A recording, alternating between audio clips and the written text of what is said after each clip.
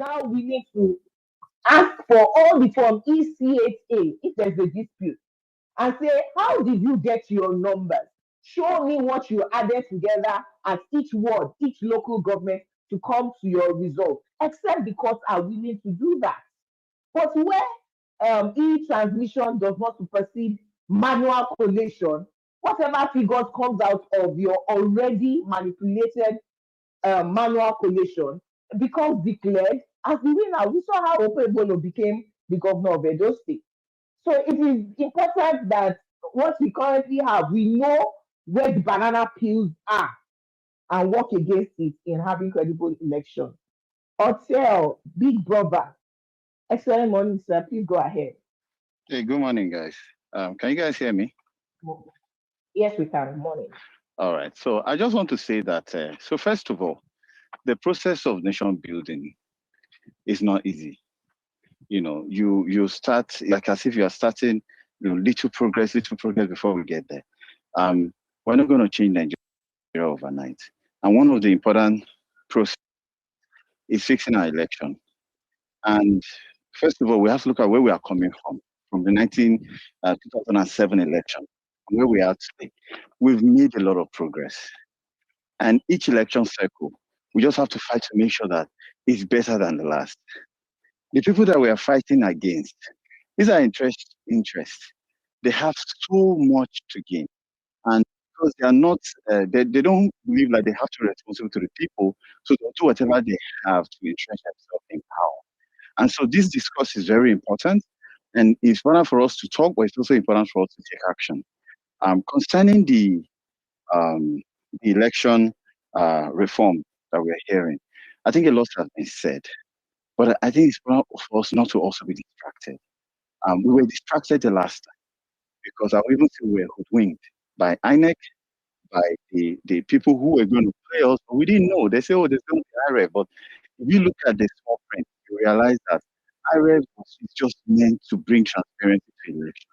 It was never meant to be part of the coalition system. It was never meant to be important in the collation of the result. It was just meant to allow people to be able to view the result and bring some form of transparency. So in essence, there's nothing you could do. There was nothing justiciable. You can't take INEC to court that what is on IREF is different from what was on the coalition center. It was never meant to be that way. And it's there that what we have currently hasn't changed much. You say, okay, transmitted electronically to IREF, but that does not mean that coalition is not still going to be done manually. It's still going to be done manually. What they just did is for us to feel the false sense of security. And then for us, when they see that, okay, this thing is getting really hot, let's give them something. These people are very strategic. They have a fallback position that they can use to gaslight us and say, okay, you know what, ask for this and we'll give you. That's not what we're asking for. I think it's important for us. If we're going to have a monumental change in our election, which is going to have profound impact on the people of this country, it's important for us to have true electronic transmission of results. Electronic transmission of results means that from the polling unit, the BIVAS machine should electronically transmit the result, the data, and also you have the IREF to back it up, to back up that data, right? So that there is this forensic trail, right, where you can say, okay, for every polling unit, for every digital message that was sent, there is a physical copy that backed it up, and it is sent to a general polling unit database, which will reflect the result in real time. And we need to do this idea of polling unit. In fact, we should flip it. Physical copy should be for record and archiving purposes, right? It should never be the source of truth. The source of truth for our electoral outcome needs to be electronic transmission of results. Right, we've gotten to that stage. Anybody that tells you, I happen to be like an information security engineer. Like I've been in the information space for over 16 years. People who come out and tell you there is no internet and all of that. Look, there is nowhere in Nigeria where you're not going to talk about this 3G data. And the way the figures are even designed, even if if it's offline, once you put it to a location, it will flash the data. Once it gets to a location where there is internet, it will automatically transmit those things by itself. And a lot of all those things are stamped. So it's not something that is easy to manipulate. It's only people who are novice that will say, oh, they can go back to manipulate. No. Some of these things are stamped with very strong encryption. That once they are tampered with, you will know that they are tampered with. So, like, this is the fight that I feel like if there is one thing that Nigerians can coalesce and say, okay, you know what, we need to fight for this. We've seen the results of when you have a government of the people. Abia State is a classic example of of a governor who knows that he was elected by the people. And you can see the difference. And we talk about Edo State, you can see the difference. So, for those of us who are here, we can't all jump out of this country. This is our country. The fate of Nigeria, we are bound by it. We are bound by the fate of this country. No matter whatever outcome that this country becomes, wherever you are, the outcome of this country will always impact on you. Europe and the West now, we are seeing rising anti-immigrant sentiment, and it's not going to change. Lastly, I'm going to say this. The mindset of us as Nigerians, we need to take the mindset of the elder that plants a tree, shade.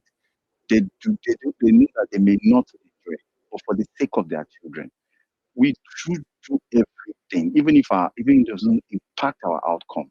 We need to do everything. I don't believe that we shouldn't come up with mass action because we've seen that mass action, that is people coming out, and everybody needs to play a role. The opposition party, they need to, because again, the role of the opposition is just appalling. The fact that we don't even have the opposition voices leading the quest for protest. Whatever you may say about Bola Tinubu and APC, they fought for where they are today. They were so organized. They put the ruling party under pressure, and they fought to be where they are today. And today we see an opposition that is just like lost. And they're just, we're talking about a transmission of results. The opposition that have a lot more to gain are just silent. Where is Atiku? Where is all these people? At least Peter Obi came out to protest, and it's being there led a lot of credence to that protest. That shows you the power of the opposition. Our political party also need to be very organized. In the last election, the Labour Party, they didn't have any structure. You go to a polling unit, their party representative is not there. People start volunteer. Okay, I'll volunteer and all that. You need to keep record. You need to be there. You need to have your people there. Election, we shouldn't just rely on technology alone. The opposition party also needs to put their own structure in place to make sure that there are proper checks. Look, to fight to win Nigeria, everybody has to play a role. And we all have to come together. We all have to be focused. We all have to remove all distraction. And we all have to strike a common cause. Yes, we are diverse. We have Igbo, Yoruba. Everybody have their own different aspirations. But there is a common cause. That common cause is an better, which it affects every one of us. So this election, we need to strike common cause. And we need to come together. We need to learn how to organize peaceful protest. We need to learn how to be smart in civil disobedience in order to send a message to these people that, look, at the end of the day, you just have to do the right thing. That's all I have to say. Well, thank you. Wow, I think we can praise and go home. Big brother, now, wow, he don't keep up with you. Hey, oh my God. Yahweh. Big brother, okay. Well, thank you for bringing some, discussion and also speaking from a very balanced side without sentiment. Of these ones are the devil, these ones are Jesus. Speaking without sentiment means a very balanced approach that serves both sides, whether rise or poundo. So the point here is that what you said is thought, position, sleeping, and occasionally waking up and then covering themselves with the again. It cannot work. Yeah, it cannot work. The citizens will do their part. And I've always advocated it, even when we started building citizen money, that the opposition has to do their part. Civil society has to do their part. You can't just walk in. But can I tell you? Audience. Can I tell you what I took away from? What I took away from Big Bob Robert talk was that we have come a long way where we used to be. We have advanced, and I just want to say one thing you have always also said I always to me, said that because yeah, because your preferred candidate did not win does not mean that we have not advanced in terms of our election. You know, before, out of Kaduna, Kano, and Katsina, you will see millions of numbers, and they used to determine the election. But now, with technology, with the beavers, you cannot verify somebody twice. You know, and so we are really advanced, regardless of who your preferred political um, um, candidate is. You know, Nigerian elections have developed. We should be more aware of what's happening around us and participate more as citizens, be it civil unrest, be it protest, whatever it is that we, the citizens, must do. To one, even wake up the opposition in terms of having credible opposition. APC provided a credible opposition to a sitting president in 2014, 2015. And Jonathan, because he has been won by the big brothers, he just allowed it go. You know, so I think that the citizens, if we all wake up and equally, you know, like Big Brother said, then we will have more credible elections. And so let's take more speakers. Raj, excellent morning to you. Yeah, good morning, Madam Olajumoke. It's sorry, just to quickly say, I used to watch your view those years back then when you used to be active there. I don't know, it's been a while I watched this. I don't know if you are still there. Thank you very much. Oh, Yeah, I thank I you. I just came in not quite long, this is interesting, and I would like to compartmentalize my discourse into three. I will speak to government, I will speak to opposition, then Nigerians generally, civil society.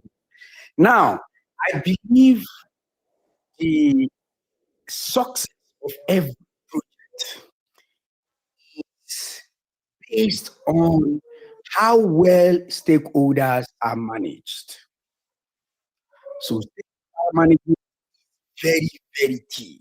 Now, uh, if I want to suppose with our electoral process, the Nigerians are actually the stakeholder of the highest influence and interest in the project. So our process should be expanded to make it more inclusive. What do I mean? That directorate or department of ID, continuous voter registration and education or something, I think is dormant. You know, election doesn't have to come. We mustn't be in election season before INEC goes out, you know, to orient people about the electoral process and why they need to participate. And I used to, every opportunity I have, I used to make this suggestion that, for instance, they use NYSC core members as ad hoc staff. They can also use them for things like this. We can have dummy elections across the nation. People can group it into geographical or states or even whatever way it is more comfortable. So that people will come, people will understand what is happening, because every year we have people who get to 18 years, and we also have some adults who have never voted before, and we also know the education level of the level of average Nigeria, particularly in rural areas where we can turn out more votes. So we need a dummy style elections where people will come, understand this process, understand why they should be there, understand the intricacies. You know, that's one on the and the funny thing is we use all these strategies during when we use traditional leaders, we use imams, we use pastors, we use community, we use community age groups and market. So why don't we use it in governance? Why don't we employ these things in governance when we actually use it actively and effectively in politics? You know, it's disheartening. That's one. Secondly, like people have said here now, I think what will speak to our advancement as a people is how objective we can be, irrespective of if we are aligned with the government or opposition. And I think that is one place where we have a very wide gap in the Nigerian society. You see people come up and want to speak. If I don't like the government in place, I just want to butter it. Even if there's anything happening, I want to downplay it and speak to my sentiment. And if I'm also pro-government, I also do not want to look at loopholes and where can be made better. I just want to praise government and do as if there's nothing wrong being done. No, I think the office of the citizen needs to understand its role in being objective, being analytic. It will go a long way, because after all, anything that goes round comes around. So if today I feel okay, I don't like the government in power, and I decide not to be objective, what tomorrow? If I had now laid a principle or laid a premise, and then tomorrow the table shift, I will now want to shift grounds, just like we see today. No. That's not nice. Then thirdly, I want to go to this e-transmission matter. For me, I think the reform, I don't think it makes any sense, in my opinion, to mandate e-transmission. The fact that those with the infrastructure and the knowledge and the advancement in democracy do not adopt this process. Also, the development of information technology with the level it is now is even more of a threat to ICT itself than again. Okay, there was an issue that happened where somebody attended a Zoom meeting with his superiors, and it was mandated to transfer $25 million, in funds to different vendors. It was after the transfer they found out that it was AI that was used to convene the meeting, attend the meeting, and got the approval. He was the only person, the financial person to do the transfer was the only person who came there. And that tells you how advanced, information and communication technology has gone now. And we really need to be careful. So somebody can do that today. Move out $25 billion with AI, bringing up your bosses, read that looks real, speaks real. Then what is it in messing with IRF? What's messing with IRF? If you understand my point. So while I support that, yes, we can have the transmission, but because the word mandatory is where I have problem with. Another point is that what if we have a conspiracy between all the agents and the INEC officer, and they decide to upload results that is actually not what we signed at the polling unit, and we now say transmission should be the primary source, which will be what will be terrible in the court. How do we verify? So these are the layers people need to consider, before this is my own argument. There could be counter arguments, which is welcome, but this is my own argument. So if, for instance, now people, because we saw it very well in last election, where at some regions where some people are tilted towards to some other regions where they are tilted towards this, everybody, irrespective of which party they are, come together and say, let's favor this and let's.